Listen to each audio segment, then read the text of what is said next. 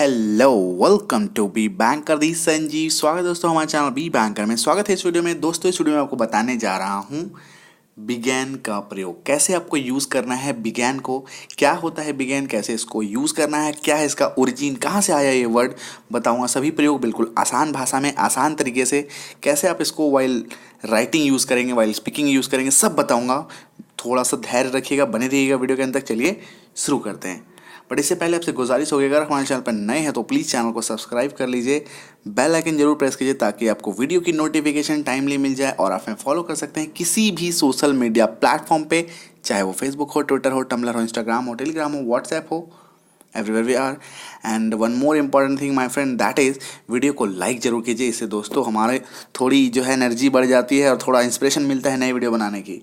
Okay, तो चलिए शुरू करते हैं। तो लाइक जरूर कीजिए। समझते हैं दोस्तों बिगेन का अर्थ क्या होता है। बिगेन का अर्थ होता है शुरू किया, शुरू करना नहीं, शुरू किया या आरंभ किया, है ना। किसी भी चीज़ का आरंभ किया, मतलब करना नहीं, किया। तो इसका मतलब कुछ तो डाउट है। तो क्या डाउट है दोस्तों कि किया क्यों है, करना क्यों नहीं है? ऐसा इसलिए है कि ये जो वर्ड आया है बिगेन, ये आया है बिगिन से। बिगिन, बिगैन, बिगन, ये जो रेड कलर में ये दिख रहा है ये बिगैन है ना। तो बिगिन, बिगैन, बिगन। तो बिगिन क्या है? V1 है, बिगैन V2 है, बिगन V3 है। अर्थात भाव का ये फॉर्म है, दूसरा फॉर्म ही बिगैन है। ओके, तो ये है इसका यूज। तो और यहाँ पे अगर हम लोग बात करें बिगिन, बिगिन का मतलब होता है शुरू करना। तो बिगैन का क्या मतलब हो जाएगा? शुरू किया या आरंभ किया। क्लियर है? तो ये मैं बताना चाह रहा था। तो चलिए समझते हैं इसको यूज कैसे करना है। स्ट्रक्चर क्या है इसका? स्ट्रक्चर ये है my friend, subject plus began plus two plus V1। Very simple. आपको हमेशा इसमें V1 ही लगाना है। क्या लगाना है? V1। और V1 के पहले टू का प्रयोग करना है।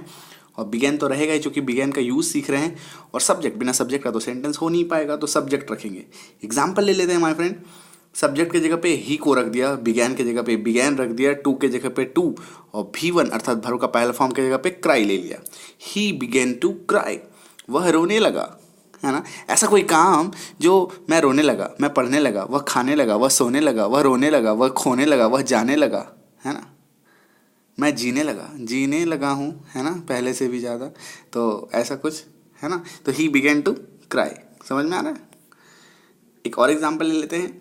सब्जेक्ट की जगह पे आई को रख दिया, बिगेन की जगह पे बिगेन को रख दिया, टू की जगह पे टू, एंड V1 की जगह पे study. I begin to study, मैं पढ़ाई करने लगा, है ना। जब यहीं पे और एक कुछ लगता है, जैसे आई बिगेन टू रन, मैं दौड़ने लगा। Is not it? I begin to sleep, मैं सोने लगा। तो कुछ भी आप इसको प्रयोग कर सकते हैं। उम्मीद करता हूँ दोस्तों आप सीख गए हैं। तो आ जाइए होमवर्क कॉलम में, और आज का होमवर्क, इस वीडियो का होमवर्क होगा वह रोने लगी। अब आप समझ गए हैं कि क्या इसका ट्रांसलेशन होगा, है या नहीं? थोड़ा सा भी डाउट है, थोड़ा सा भी कसर है, तो प्लीज़ वीडियो को रिवाइंड कीजिए, देखिए एक बार ध्यान से, जरूर समझ जाएंगे। बिल्कुल ईजी है, वेरी सिंपल कॉन्सेप्ट है। ओके माय फ्रेंड, तो जरूर से जरूर इसको कमेंट बॉक्स में इसका टाइप कर दीजिए इसका सही answer. Okay, thank you so much for watching. बने रहिए बी बैंक के साथ। Be with B bank, inspiring life through knowledge. All the best, happy learning.